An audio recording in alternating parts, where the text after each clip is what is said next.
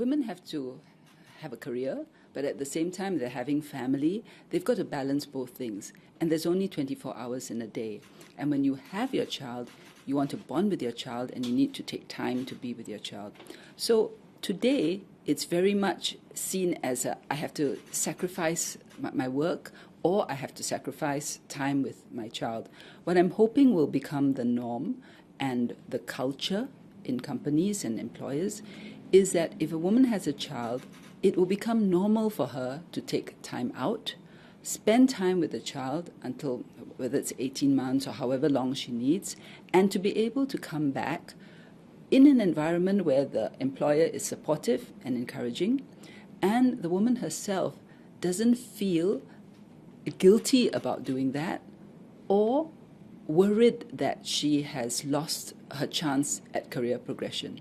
So in other words, I'm hoping that the detour becomes the norm, everybody supports it, and it will be seen as something which is, this is just part of my life trajectory.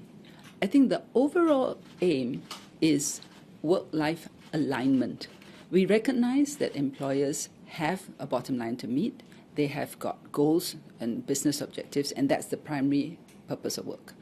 At the same time, you have employees, and employees have families. They have lives. They have children. And if you do it well, meaning if you're able to design your work, have your HR policies and arrangements in such a way where your employees can fulfill your goals and at the same time have a good family life, then that to me is a successful company, which means that it shouldn't be, you measure it not so much by the hours you are in the office, but you measure it by whether you were able to achieve the objectives. And given today's innovations, technology, and so on, not all work necessarily has to be done in the office. So we do have flexible work arrangements, flexi-load, flexi-time, flexi-place.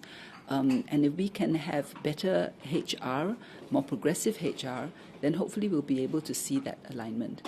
And I do hope to, if you ask what is the outcome I would like to see, I'd like to be able to see employees being able to go home in time to have dinner with their families. They may well choose to do some work after they've had dinner and time with their families, but that's it.